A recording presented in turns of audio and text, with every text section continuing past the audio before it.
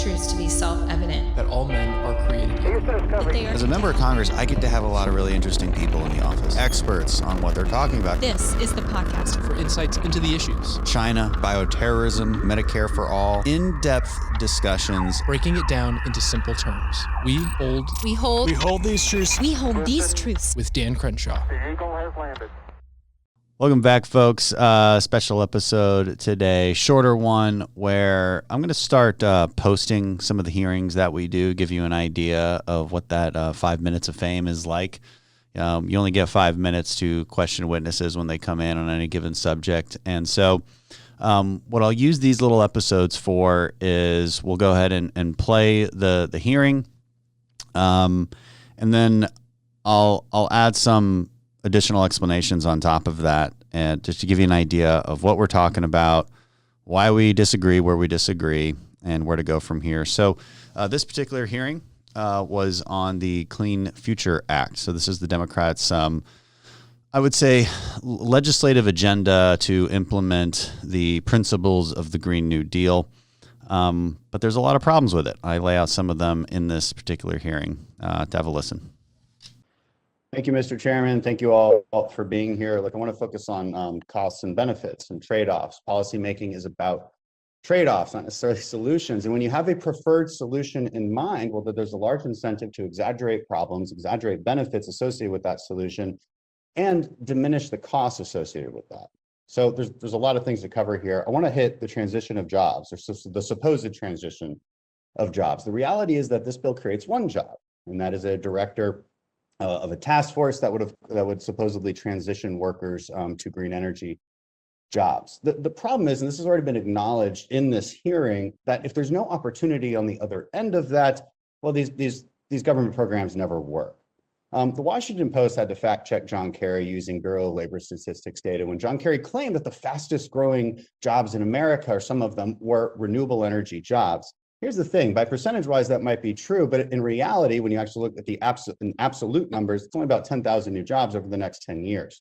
Here's the other thing. These jobs on average pay about $20,000 less than oil and gas jobs. This idea that we're just going to transition jobs is a myth. It is a fantasy. I wanted to hit on the Buy Clean program, and this question will be directed to Ms. Dell.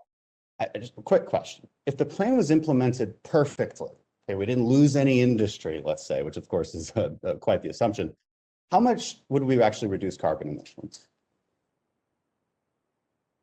Thanks so much for the question. The first thing I would say is that one of the most important aspects of Buy Clean is that it has no incentive whatsoever to offshore production. Exactly the same standards are applied to overseas production. Please answer the question I asked. If we had an hour, I would love to talk with you, but please answer the question that I asked. Sure, that's all I wanted to say. And so building materials in the US represent a few percent of our total emissions. So if we brought those to zero, we might see an impact of a few 100 million tons of CO2. Okay, so a few percent, meaning 3% of US emissions? Well, that depends very sensitively on how much money Congress decides to spend on infrastructure. Let's say it's 10%. All right, let's say we reduce US emissions by 10%. US emissions account for about 15% of global emissions. This would equal about 1% decrease in global emissions, which is kind of nothing, practically speaking, at a huge cost. I realize you claim that there's no cost to this. I noticed you said that in your testimony too, but you did not cite any references. Do you have any references now for why there would be no cost? Have you consulted with industry about this? Yeah, so in my written testimony, there are extensive footnotes which provide all the numbers. But I didn't say there would be no costs. I said the costs would be very modest. So this witness is a Democrat witness. She works with an environmental organization, and I like this exchange because it really gets to the crux of the debate, which is about trade-offs. And the case that I make isn't that we don't need to reduce carbon emissions. I work on a lot of ways to reduce carbon emissions. The case we're making here is what benefit are you getting by the actions you're taking, and at what cost? Now, they make this claim that this is, she says, practically no cost. And That's just not true. You can talk to any industrial manufacturers, because what we're really talking about here is manufacturing of materials like cement and steel, and this contributes to carbon emissions. Of course, it's a high intensity production process. To say that you can just radically change the way you manufacture these things is it's a bit utopianistic thinking.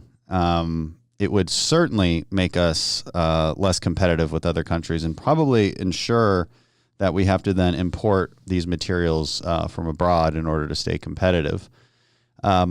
This would dramatically raise prices on things like highways, buildings, everything we use that we use these materials for. So these are things you have to take into account when you're making policy. Now, if we were saving everybody's life by doing it, then obviously that no cost would be too great. But the thing is, and this was the point I was making with her, is well, how much would you really reduce emissions? And she noted, well, they only account for a few percent of U.S. emissions in the first place. Now, you're not going to get to zero carbon industrial production.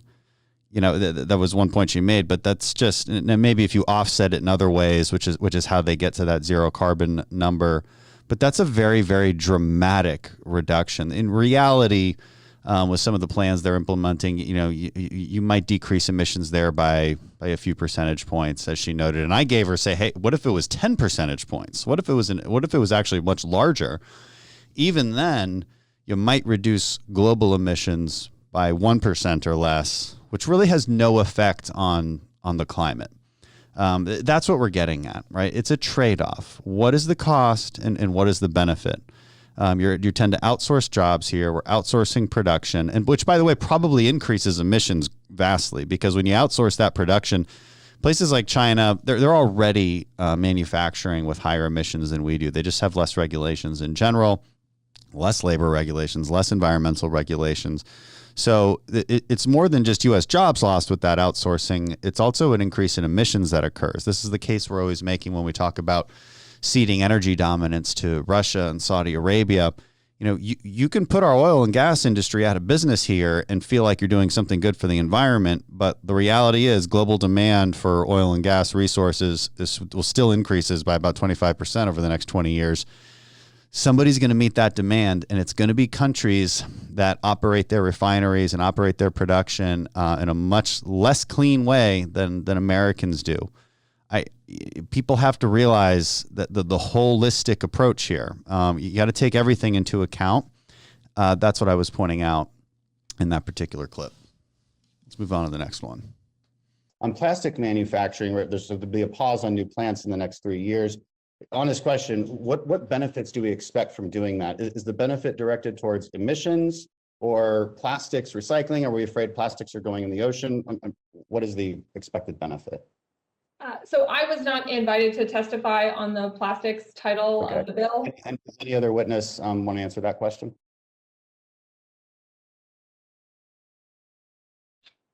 Okay, well, I'm going to say it's both, right? I'm going to say that maybe my colleagues are expecting both. Okay, so it's emissions and we don't like plastic in the oceans. I don't like emissions. I want to reduce emissions. I also don't like plastic in the oceans.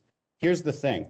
Let's look at this study. Danish Ministry of Environment and Food found that you'd have to use a cotton bag 20,000 times just to have less environmental impact than a simple plastic bag. Now, look, I'm a millennial. I take that cotton bag to Whole Foods. I do, but I know I'm virtue signaling. I know that it's actually bad for the environment. We need to acknowledge this reality. In California, you can't get a plastic bag. Here's the other thing. If we're concerned about plastic in the oceans, let's be honest, you're in America, your straw isn't going into the ocean. It just isn't. 10 rivers contribute to 90% of plastic in the oceans. It's not your straw. Mr. Sunday, in my limited time left, can you hit this theme of the costs that are being ignored by this bill? Sure. I think broadly speaking, when we see significant public intervention in the marketplace, you see a glut of the thing that the government's trying to buy and scarcity and high prices for the things that the market actually needs. So that's been an underexplored aspect of all this. If private companies management wanted to make a significant change, that we would need to see some modeling, some analysis, some real extensive understanding of trade-offs before we would jump on that sort of massive shift in approach on the private side. So From where we sit in Pennsylvania, like again, we've done everything we should be doing in terms of air quality, energy costs, and manufacturing, and we want to see those trends continue. Thank you, and I yield back no time. Thank you, Mr. Chairman. The gentleman yields back. So what I was hitting on in that line of questioning was what's in this bill, which basically bans new plastic manufacturing, 3-year pause on it. And I asked a very simple question, which nobody wanted to answer. They didn't want to take the bait, I guess. But the question is why, right? Like why do this? We need to take a step back sometimes and think to ourselves, okay, well, what is wrong with plastic? Okay, it doesn't degrade like a biodegradable substance would, and so we view this as bad. Now, it's only bad if it ends up in the forest or the ocean or somewhere where we don't want it, where it's harming wildlife. I think we would all agree with that. Plastic in the ocean drives me nuts. I mean, it really does. And so, my goal is to prevent plastic from going into the ocean. That should be our goal. This doesn't meet that goal. And it's not clear that it would reduce emissions either. And, for the example I gave there was when you produce something that isn't plastic for a simple product such as a carrying bag, well, you actually end up with far more emissions. If you're not using plastic, then the question is, what do you use instead? Look, I think it's a good idea for you to use larger water bottles, containers, as opposed to single-use plastic bottles. I can get behind that. That makes sense. Maybe just refill your reusable water bottle container instead of buying a new one every time. This isn't the craziest thing in the world. I'm not against that. But you can't just ban the manufacturing. You still need these things. I would have never had access to drinking water in Iraq and Afghanistan if we didn't have plastic. All right. It's plastic is synonymous with hygiene.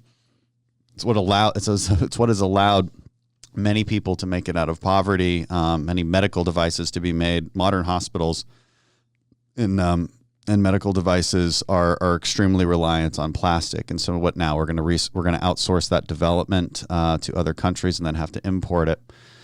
So this is what you got to think about when it comes to trade-offs. What are you getting out of it? Nobody could tell me in that point, could they?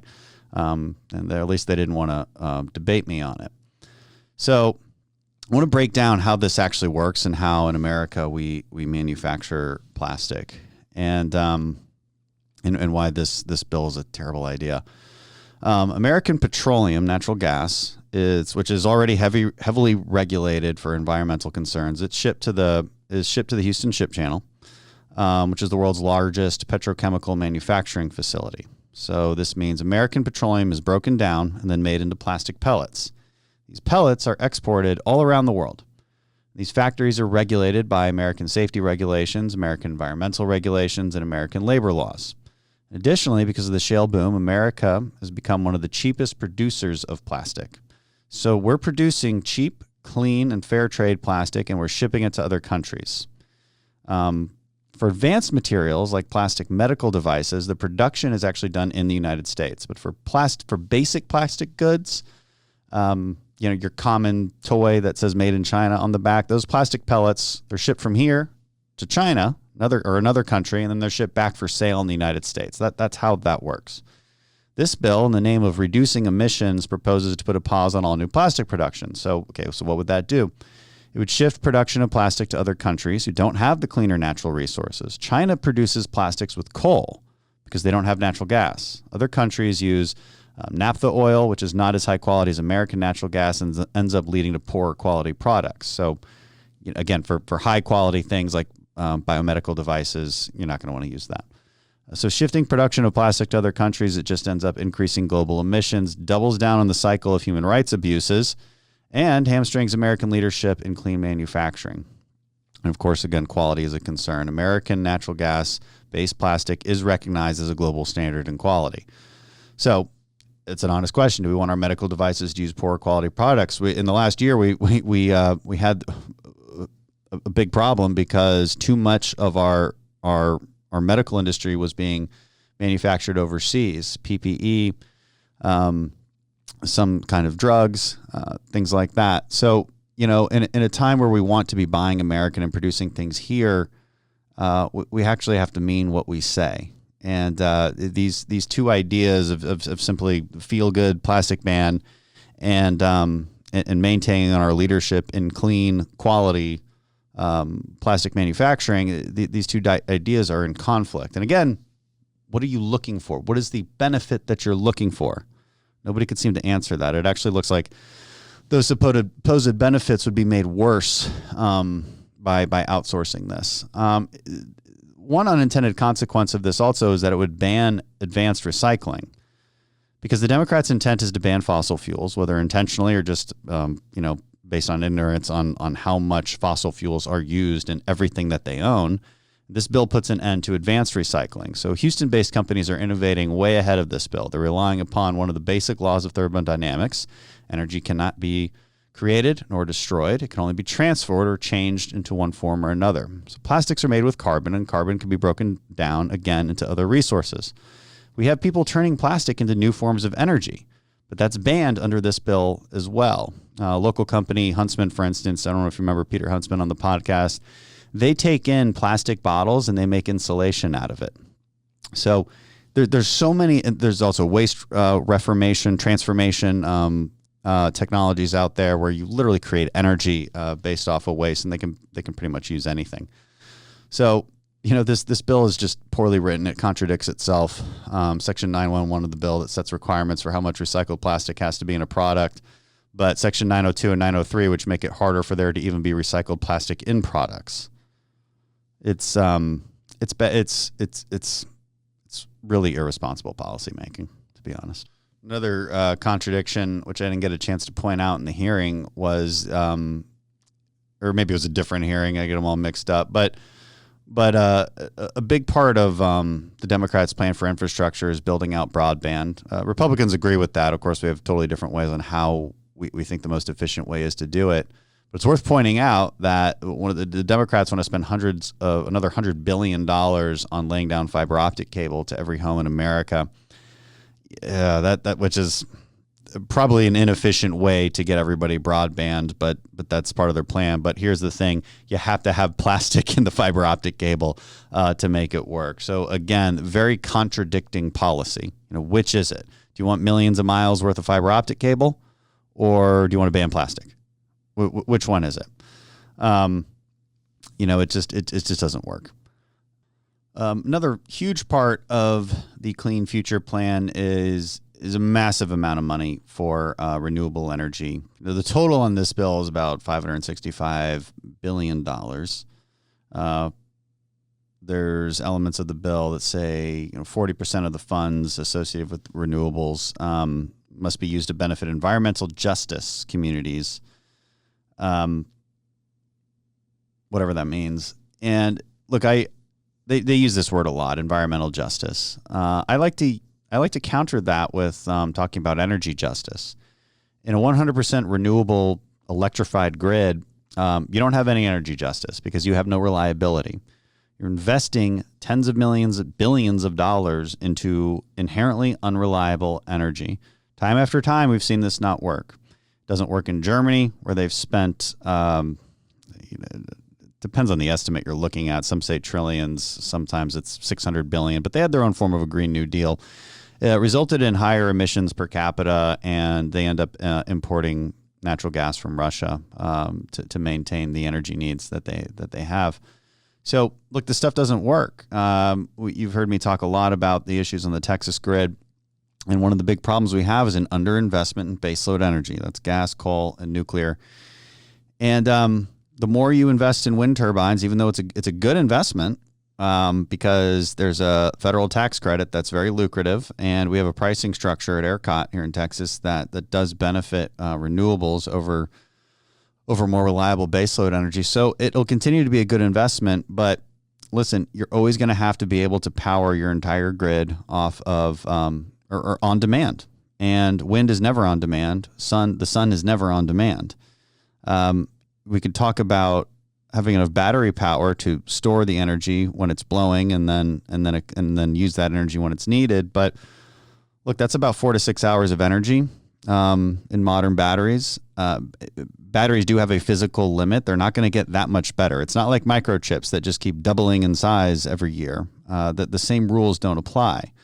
There are the laws of physics still apply to wind capacity, solar capacity, and battery capacity. They're not going to get that much better. No sane person would agree that they are. So that places some limitations on us. And what I noticed in this bill was not a single investment in clean baseload power. So what is clean baseload power? Well, nuclear, for instance. Now, nuclear is expensive. There's lots of ways to make it less expensive. We overregulate nuclear to an extraordinary degree. We don't allow highly enriched uranium to be used in nuclear plants, which would be much more efficient. The way we allow it to be used on nuclear submarines or nuclear aircraft carriers, for instance. We've only just started to invest in next generation modular nuclear that has a lot of promise. If we lose our ability to manufacture nuclear plants, the Chinese and the Russians are going to take over the world with that. They already are. They're already selling their nuclear plants all over the world. We are behind the power curve on this. And this is how you get to zero carbon emissions while also providing energy justice to the people. It's not just nuclear, by the way. We can invest in carbon capture technology that is proven to work. It's a plant right outside Houston that powers 5,000 homes, zero carbon, natural gas powered plant that utilizes carbon capture to make it a zero carbon plant. So like this stuff exists. There's really interesting technology on the horizon in geothermal. Right now, geothermal is great if you're in Iceland and your geology works well for geothermal, but it doesn't work everywhere else. Because of the advanced drilling techniques pioneered by the oil and gas industry, there's some really interesting things on the horizon where you might be able to make geothermal work everywhere. I mentioned waste reformation plants earlier as well. They use trash to make energy. They claim it's actually negative carbon. So again, it's not that we want no solutions. It's that we want better solutions that are actually reliable. And I question the intent of Democrats on a lot of these policies. It makes me think that they either have a dogmatic religious adherence to the renewable sector, or they're just so deeply entrenched in the special interest groups that provide lots and lots of money out of the renewable energy sector that they refuse to look at any other potential solutions. So that's why the Clean Future Act doesn't make any sense. Hope you enjoyed it. That was just some highlights of what's in that bill and that hearing. Thanks for listening.